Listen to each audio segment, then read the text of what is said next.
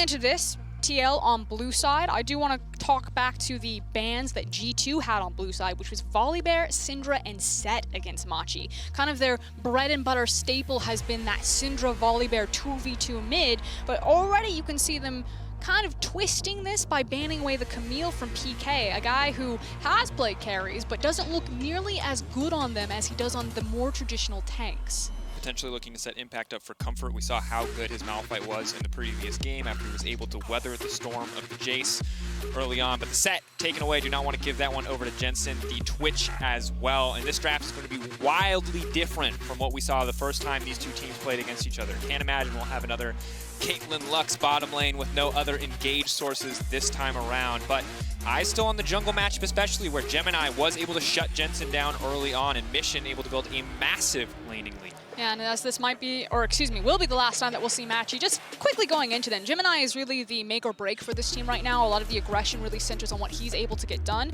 and tandem especially with Mission. I feel like Mission's kind of their clutch player. Gemini is the hinge on which their success swings, and then you have newcomer Bruce, who has a tendency to tilt a little bit, sometimes fall off, and PK, who can look good on the Mordekaiser sometimes, but usually should be on those tanks. So Machi came to play and to remind us of the spirit of the LMS, even in the PCS. Absolutely did. Of course, Impact taking his time on this one, debating what the options are. Syndra will be the first pick, lock in. Jensen willing to take a blind pick matchup here just to make sure that the rest of his team is comfortable, prioritizing that champion very highly. Yeah, and I think, again, you know, very dedicated draft from TL that's really respecting what Machi has shown in this tournament, which is Volibear and Syndra as kind of like the two primary champions for them. So the fact that something like an Ornn was left open and they picked the Syndra just says, hey, we're going to deny Gemini and Mission their comfort picks, and we think if we push them off of that, that we can beat them in the long run. And the other big thing here is that usually when we see teams play up against TL, they ban 2 or 3 of Impact's comfort blind picks, usually the Ornn, the Shen, the Mordekaiser, some combination of those 3. This time, none of those champions are banned. So Impact has his pick of the litter. Yes, the Ornn is taken away. He can go for the Mordekaiser if he wants. He can also opt for the Shen. Pretty strong early lane matchup once you do have that Spirit's Refuge. But the Lee Sin, the final pick that we would put in Brox's comfortable wheelhouse, I think it's safe to say, even after the Lilia game that we saw in the previous match, has now been taken away. Gemini will get his hands on the Lee Sin, a jungler who can impact the early game that we've seen Gemini do so many times. And that's the big thing for me, Dracos. It's the fact that Gemini is sticking true to his wheelhouse. He is a ganking-oriented jungler. He is playing for his lanes. They are not playing for him, and it's about making those things get done in the early game. So it's not the Volibear, but like you said, he can still do the damage on the Lee Sin, and there's the impact special I wanted to see. I'm going to be honest, folks. If this is a Skarner lock-in, in an NA elimination match, I was going to say this is the biggest tragedy of all time that Flowers isn't up and casting this matchup. Luckily, they're not going to do him dirty like that, and we don't have to either. It will be the Lilia now locked in for Broxa again. Very easy casted and lock-in on the other side, though. You have double AP jungle and mid lane with that Syndra and Lilia combo. It's going to be a casted in every single time from pro players. Even if they don't lock it in, they're definitely thinking about it. A lot of coaches would say no and take their foot off the gas on that one. So we'll keep our eyes on Mission in this one. Now, the previous time that these two teams played, Mission was wildly ahead in CS. That's probably going to be a different story this time around. We'll have to look more towards the mid and late game for this casted into Impact, unless there are any crazy early game shenanigans you heard from the Des as well. These early invades seem to be doing TL a lot of favors. And that should mean that Machi need to recognize this and pick a very powerful bot lane, because you know the invade is coming onto the Raptor camp, so you need to have some firepower to fight back or give your team some other option here. Because right now, Gemini doesn't really have a lot to play around. He picked a really hard ganking jungler, and it's Shin into Ornn and Syndra into Gassadin. Like, he needs some kill pressure and some setup from his bot lane. Gonna be interesting to see what the final lock-in is here with the Ornn already selected, as well as the Cassin. It doesn't feel super great for the Jhin pick, but we could be in a situation where with the Tahm-Kench taken off the table, if Ashe is not selected by Bruce, Tactical and Core JJ could instantly slam the Ashe Pantheon duo, which as we know is guaranteed lane pressure, guaranteed kill threat in the bottom lane, even if it isn't something that we immediately associate with that bot lane duo. You called it, Dracos. The Ashe hover right now as the pool has been very pinched. Tactical looked very comfortable on the Jhin last game. Probably the best Jhin performance that we've seen from Worlds so far. Have to repeat it here. Not quite as easy of a Jhin pick this time around, but of course with an Ornn on the enemy team, Lilia can mitigate or can start to deal with some of those beefier health bars. Still don't love Jhin here, but with the options remaining, it feels like just about all that's left. A little bit of debating, a little bit of smiling from Tactical. I like that you're seeing him happy, though. This is a rookie on the world stage and probably one of the most stressful elimination situations possible, because not only do you have to win this game, you then have to hope and pray on circumstances beyond your control in the next game. So good to see that we're still seeing a bit of a smile, a bit of a casual attitude as the Pantheon will be locked in, hoping to cheat a little bit of lane pressure there in the bottom lane, deny the Ashe a little early on. Yeah, and again, it's also separating that duo that you were just talking about, Dragos, the Pantheon Ashe that can be so oppressive, especially when you take into account their ultimates and how much chaos they can break open on a map. That's what I want to see. I want to see that Draven. Don't want that. Okay. All right, they're playing with their hearts. All right, it's going to be the Senna and Ashe trade, of course, very common in the patches leading up towards Worlds, both utility AD carries. Ashe normally expected to get the push early on.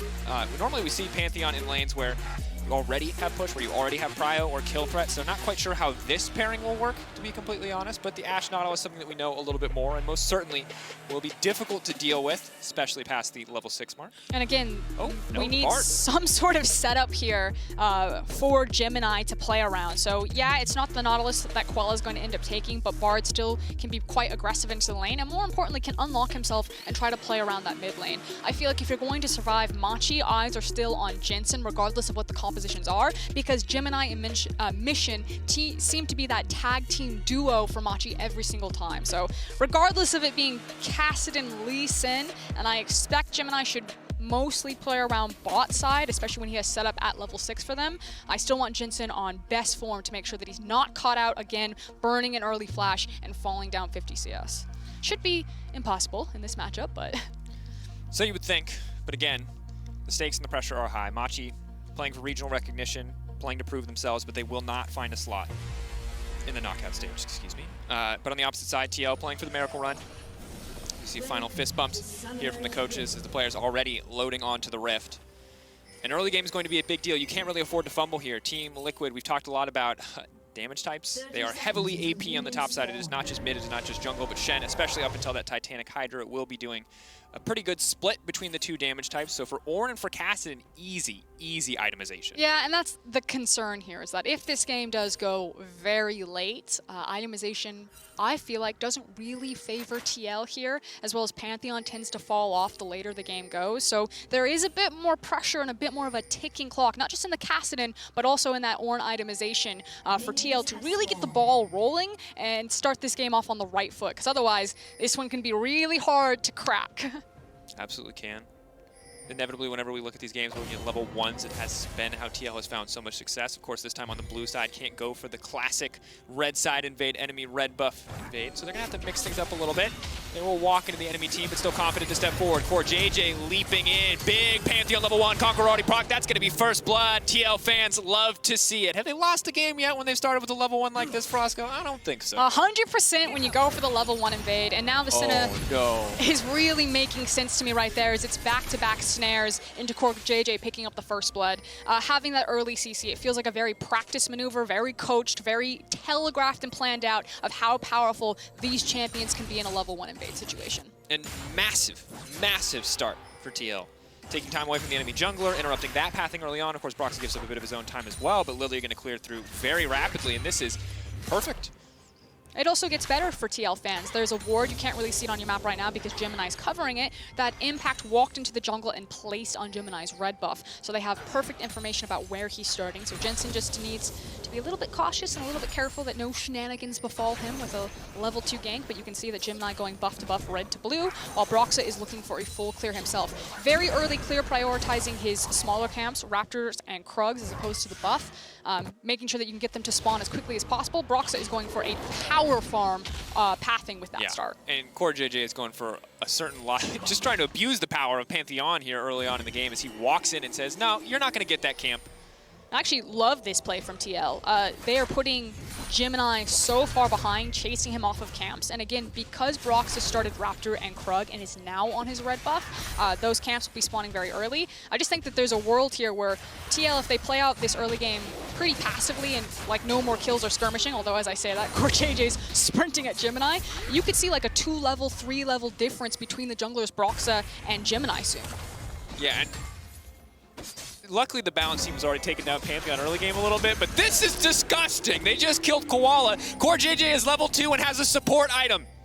He's 1v1 in Lee Sin's in the jungle. He's one-tapping bards. This man is a monster. He says, Broxa, you don't even have to worry about ganking. I'll gank, I'll support, I'll do it all. I'll get your jungle camps. CoreJJ is a fiend early on. It is a disaster for Machi, and everything is going TL's way. I was talking to some of the PCS experts, and they were talking about how Machi in particular are a very emotional team, that they can be subject to tilt. So already facing G2 earlier with some of the mind games with Wonder hovering, and now this type of performance where you're just getting blitzed in your jungle, you could really start to see Machi fall apart at the seams as TL are just sprinting away with this game. Swifty Boost Pantheon now running out of base into the mid lane, ready to make a play as Gemini and PK team up just to get Gemini some farm back here. Impact sitting pretty comfortably in that lane, already an 11 CS advantage on the bottom side. It's getting even worse. Look at CoreJJ. Machi. He's still level 2. He's just hunting for He doesn't Gemini. even have the level 3 ability that lets him get away with all this stuff. Oh no. Mission. It's time to run. He's going to choose who he dies to, and he's opted to die to Jensen and Broxa. That'll going to be the finisher there. And let's be honest, this game could have been close, it could have been tense, it could have been intense, and while certainly scaling is an avenue out for Machi at this point, right now, this is Team Liquid's game. They are in total control, and for Gemini, the man who has made so much happen in the early game is no longer an option. Yeah, this is big yikes. So what do Machi do to try to get back into this? Frankly, I don't know. I think that you need to clear out the vision of your jungle, maybe take some of your safe camps, but you're really waiting on Koala and Bruce to get access to their ultimates and then try to play setup around that. Whereas TL, I mean, CoreJJ is just a machine right now walking around his jungle, or walking around, excuse me, Gemini's jungle and punishing. Broxa has gotten everything that he's wanted and more. Yeah. Very quickly snowballing ahead, 36-22. Again, just look at the CS numbers if you're not convinced by the lead. If the 2K gold lead at the top doesn't add up to you, it's only 3 kills, and that doesn't seem like enough. Look at the CS, and the story becomes very clear.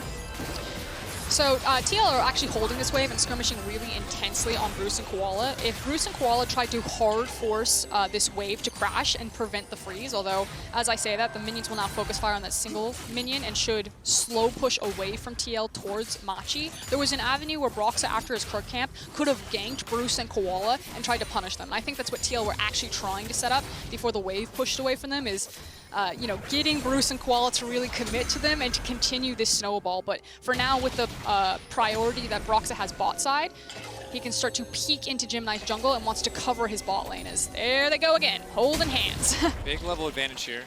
Have to be a little bit careful though, as Tactical is very much out of mana. Has the biscuits, of course, to bring some of that back, but can't really afford to overextend entirely here. Mission gonna leap out of that one. Looks like he's probably already used the ulti a few times. That's why he's not comfortable using the stacks there, but it looks like they'll finally fade away, and he can ult out to safety on that one. Now the engage coming into the bottom side. Tactical potentially in trouble, but CoreJJ now looking to turn it. Not a lot of mana left, but he's still got enough for the piercing darkness. We'll step forward, and again, Machi trying to find plays, trying to find something, but ending up empty-handed. Trying to brute force something through the lane phase, but Tactical and CoreJJ just make him hit a brick wall, and even 3v2 in this situation will get the wave to crash and a nice back for themselves. And Broxa, now that he knows where Gemini is, can take the Raptor camp. You can see that PK's been pulled. He can also maybe try to take the Cassidon, but PK is going to be able to do a lot of damage here, Ornn-based damage. Pretty disgusting. The sleep now coming in. The Shen could be coming in as well. They're going to let that one nap, and now they're going to follow through, and that's going to be it. Top lane dead as well. And again, no matter what Machi tried to do, Team Liquid have been one step ahead this entire game. And CoreJJ is about to get on it too. They're looking for a dive. Impact. Binding's going to connect, but the Shen can just taunt for the wall. They're immediately going to leap onto the Cassidon. Mission has no mana. That's going to be it. Jet's going to pick up that one on the backside, and CoreJJ now running to safety. Impact potentially in trouble here, getting lower and lower. Pull the blade through. No, instead flash out to safety. But TL, this is absolute dominance. 13.5k to 9.8 on the opposite side. 5 kills to 0. This is a smash. And this is what North American fans wanted to see. And yes, it is the PCS, a technically emerging region, even though this roster is really bringing the ghost of G-Rex, the ghost of the LMS to it. You know, you still hold that North America, no matter what you say, they're the 4th best region. But you need this type of domination. You know, when it is a region that is a major region versus an emerging region, you want them to really muscle it out. And TL doing NA fans proud for the first 8 minutes of this game. 8 minutes, Dracos. And that's it. Look at that gold lead. I know. I'm blown away. This is an incredible performance. I wish we could have gotten a replay. So I was waiting for the replay hopefully to come up, but the sleep timing, the fact that Broxa didn't break the sleep and allowed Impact to channel the full Shen ultimate, I mean, so he they calls the Forge God. Oh, it was so good. And then he doesn't pick up, and then he doesn't say anything when the Forge God picks up the phone. Frankly, it's rude. You can't just fall asleep, but the narcolepsy action happening over here for PK is very inconvenient for Machi. All I can think of now is ring, ring, ring, ring, ring. That's all it is. Banana. It's a 1-800 number. You just call it any time, at least when he gets to level 16. For now, though, he's going to have to wait a little bit. Mission can sit, admittedly, obviously the lead for Jensen here is very big, but Mission shouldn't have too much of a hard time staying in lane 1v1 at least. Catalyst and just base magic reduction coming in from Cassidy is enough for him to at least hold on. Yeah, the question is this ginormous lead, this lead big enough for TL, again, against kind of the ticking clock of itemization for Machi that we were talking about earlier on. Now, good news for Machi fans is that you finally have level 6 on Bruce. Koala is soon to follow, and so there's more options than for Gemini to play through his bot lane with setup, as Gemini should just be power farming his jungle until he also gets to level 6, and then maybe you're either looking for skirmishes around the Cassidy, or using that TP when it comes back up for PK and trying to play around bot side. But for TL fans, everything is going according to plan. You are dominating in your lane phases. Broxa is creating that healthy lead. You can see level 7 to level 6 that Gemini has just ticked over. And now Broxa also prioritizing the Herald with the priority that he has in top and mid. And the lead's not getting any smaller, Roscoe. And the wards, while they will spot out Broxa doing this, there's really no tools to contest. PK can't really do much in the individual one-for-one trades. It's only going to get harder when the Titanic Hydra starts to come through. Also, optimizing for this much armor early on is maybe a little questionable. Fine, I guess, in the context of 1v1. Not quite as good when the jungler wants to rear his head on the top side of the map, but that's going to be a big ult in the mid lane. It happened so fast we couldn't even catch it. Just the tail end. Whiplash for the observers right there.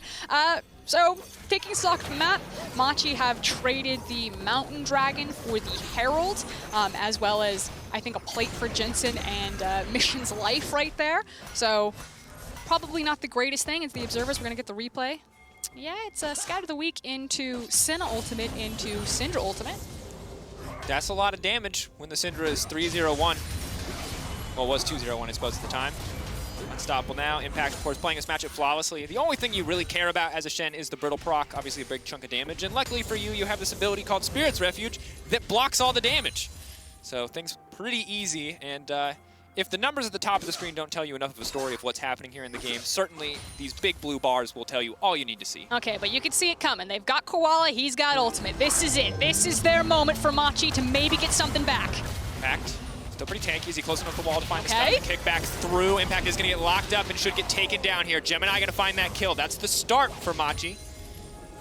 We're on the board for Machi. Now, that said, what was traded across the map? Nothing. I think Syndra is pushing the wave in. Maybe she gets a plate herself, but Senna, again, pushing very slowly, although a potential dive is being set up. Impact's about to teleport possibly to that ward. Maybe Jensen TPs to it. I don't know if they need it, though. And Impact hitches a ride. Well, if they dive the tower, they want Shen. 6 seconds till he respawns. Hold on, Bruce. Help is coming. Here comes Koala. It's time to Hulk out, baby. We need Bruce Banner on the map right now if Machi are going to get anything done. Where's this arrow going to go? What's he going to hold on to? He's got to cleanse as well. They're not going to do it. Bruce. He's got stones, that boy, staying under that tower as long as he did. Was it Bruce or was it Koala that was hulking out? Yeah. TL saw Koala. They don't have any information, I believe, of where Lee Sin is, and they decide not to risk it. Instead, Broxa continuing his power farm, 102 CS. The thing is, 66. There aren't a lot of wrong choices for TL right now. They got lots of options. There's lots of options. Formerly mediocre choices are now good choices because of the lead that they're bringing to the table. They're going to do it again. Oh, going to interrupt there. Koala has just used the ult to stop the initial charge coming through, but he may cost him his life, so he's going to give up some gold and some pressure in the mid lane in exchange for a life of his own. But the tower will still drop, and now Jensen is looking for the cheeky 1v2. Mission leaping forward, trying to get a bit of damage down, but Brox is here for the backup. Any damage at all connects, and he'll be put to sleep instantly. Brox looking for the follow-up. That's going to be one sleepy Cassidy. Nope. Now he's going to go to sleep, and now the finish comes through. TL, again, Jensen Unstoppable tells you everything you need to know. And you can see it written on Mission's face right there. Sits back in size, and there's just not a lot of options for Machi. We just talked about how TL have all of the options in how they want to play out this map, as this gold lead is closing in on 10K before 15 minutes.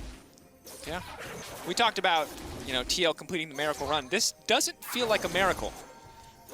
If it wasn't reliant on someone else winning a game, this would feel like a sure thing with this level of performance. TL have, in the last 2 games, just absolutely dominated. Last game, of course, felt like draft certainly helped out. But this game feels like absolute dominance from level 1 all the way through. And again, credit to TL Jad over there. I think the drafts have been really clean. I think TL are being very creative, especially with some of the flex picks that they've got. And also the pre-planned, pre-coached setups. I feel like that level 1, especially with Pantheon and Senna, with the Lilia, was really beautiful. Wait. Oh no, did he mess up the timing? Oh no, he messed up the timing! I was like, how does Syndra kill the tower that fast? Oh, that's brutal. Oh no. It's a disaster. Okay, if anything else wasn't a tilter before this, that was a tilter, folks.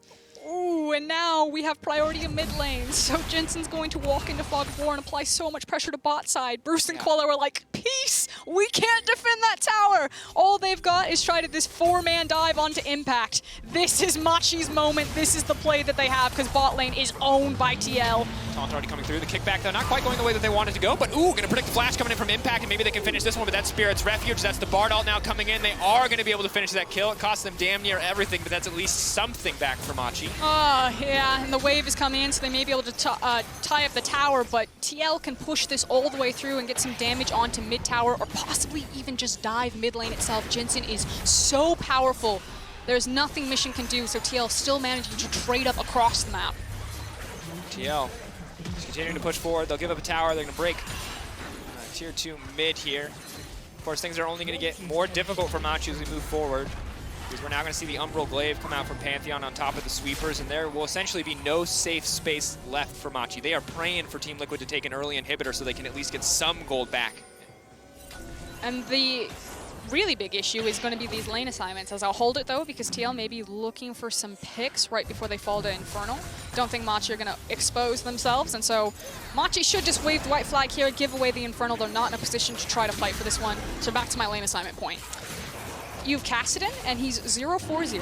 He has a really nice necklace. It's got a good pendant, some nice shoes. Catalyst. Look, yeah. Now he's got a little stick. It's not great for him. He needs a while. But he can't really do anything in these side lanes.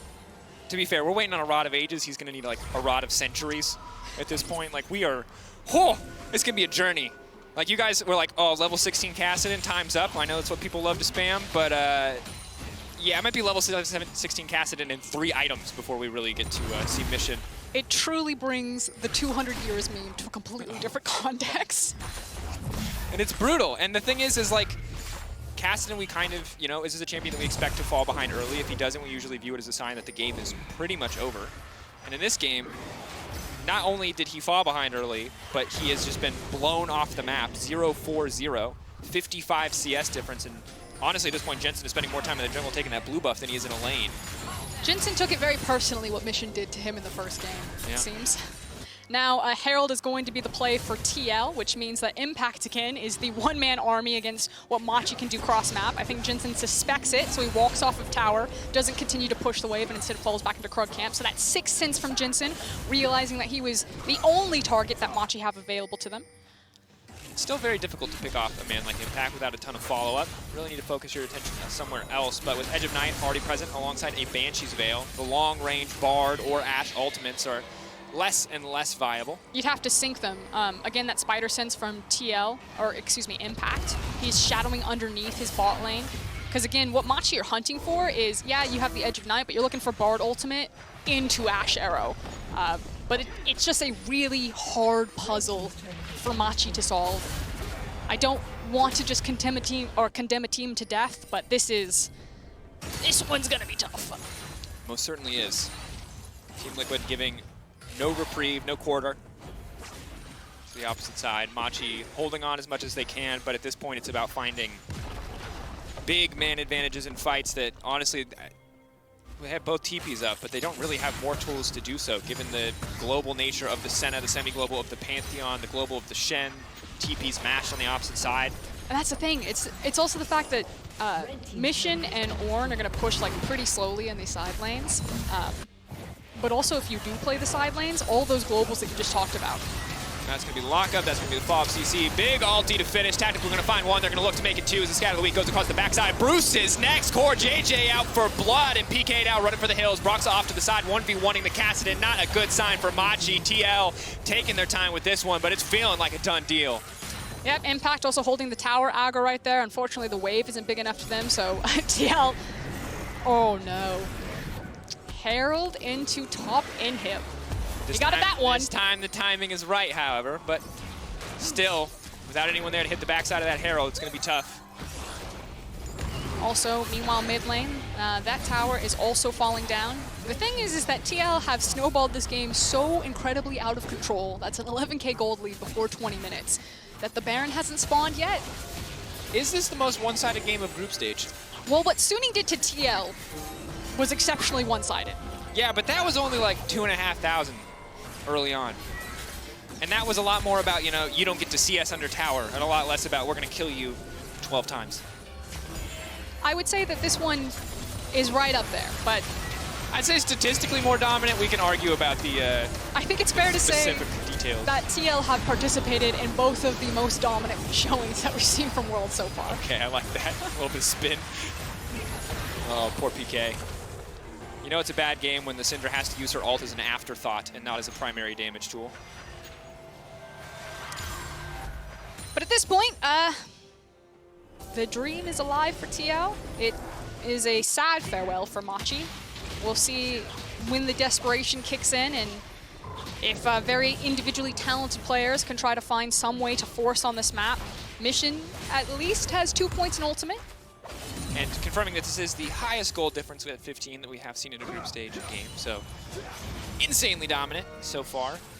Does that make it statistically the most dominant game? I think statistically, yes, but I think obviously League of Legends isn't just the numbers. Like, you can argue that someone has no chances even if they're not behind in gold, right? The invisible numbers, like scaling, etc. But regardless, you can tell the game is one-sided when we're getting into the nitpicky arguments about what it means. And Ornn really needs that Abyssal Mask. All right, reminder. If you were just watching what this game means, it is 2-3 for TL. If they move up to 3-3 and G2 can beat Suning, TL and Suning will play a tiebreaker for second in the group. That is right, TL could make it out of groups.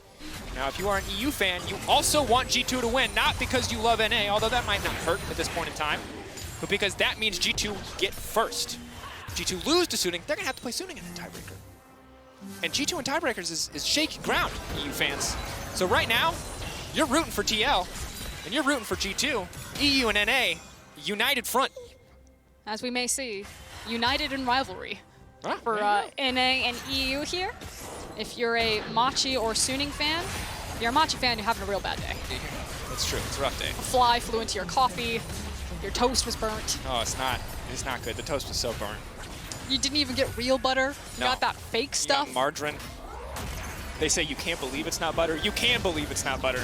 Broxa can't believe it's not over already. The kills are now coming through. Koala gonna get taken out here. The Ignite to finish it off. We'll get burned down. Core JJ now on a killing spree. 3-0-5. Only 2 deaths on the team, and they're coming in from Impact, and it took 4 members from Machi both times to do it. Impact and the rest of TL could look to end the game right here.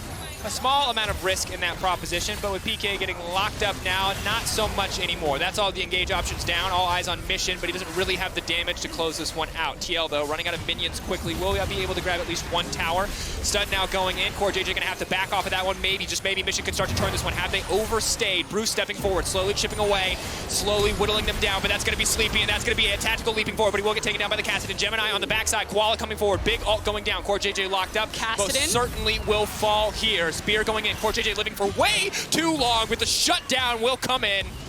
TL will now back off.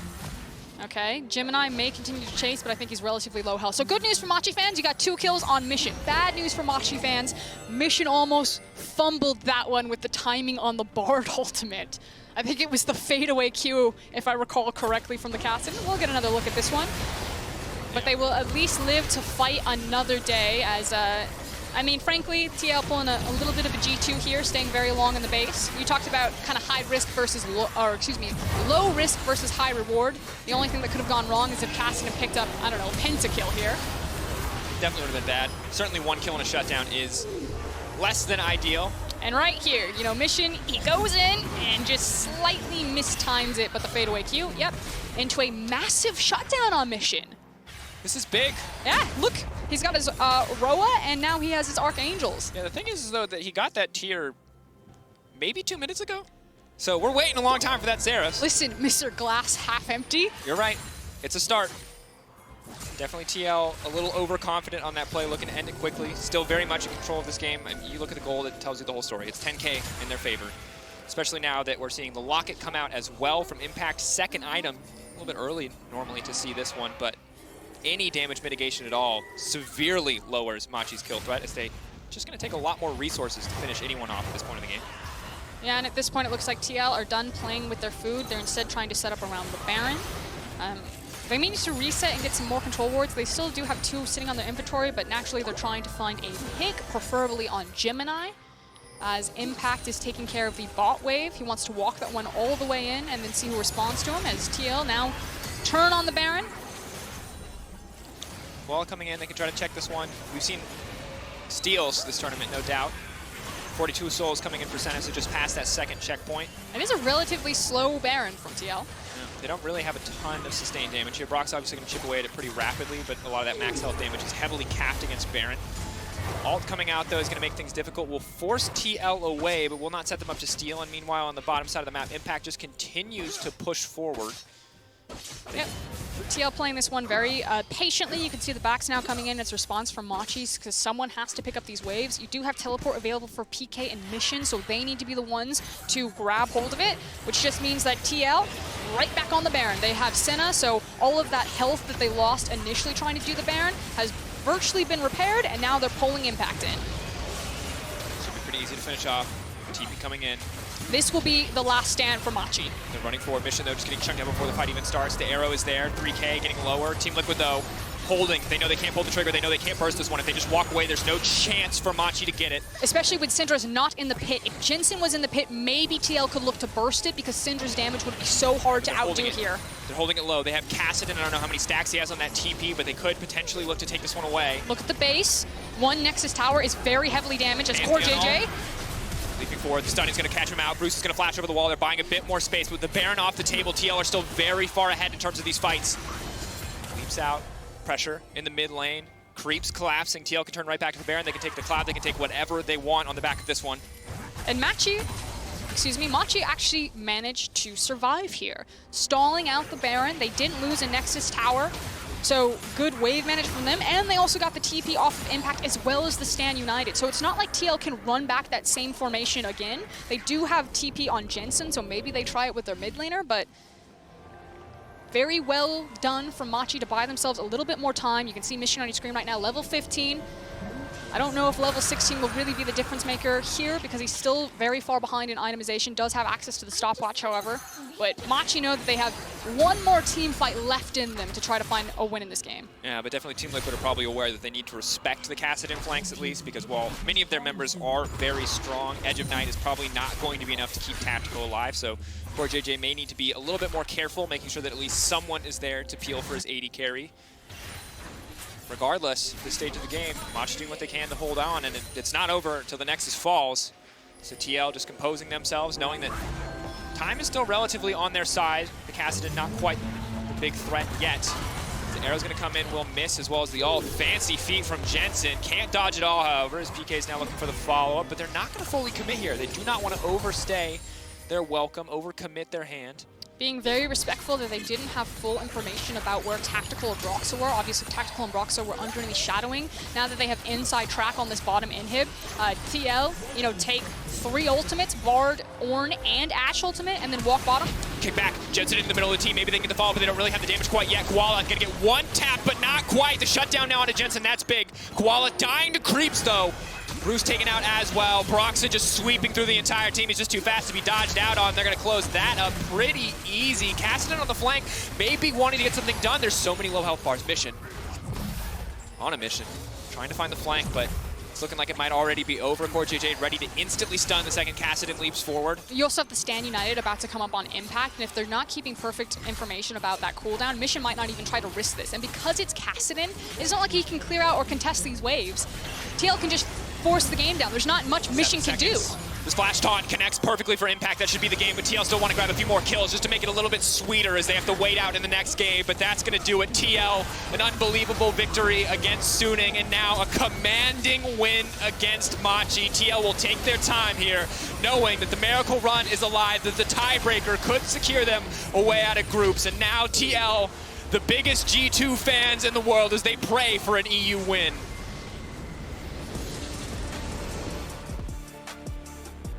Outside of losing to G2 in the second time around, TL have done everything in their power to set themselves up to walk out of groups here. 3-3 on the day. They showed up when it counted in those high must-win pressure situations, and probably their most dominant look of the tournament so far. Yeah, and it just, once again, from start to finish, ludicrous how dominant TL were in that game. An incredible performance from the NA squad. You know, really showing us the same level of strengths that they showed against the emerging regions in play-ins, now bring it to bear here against Machi. Was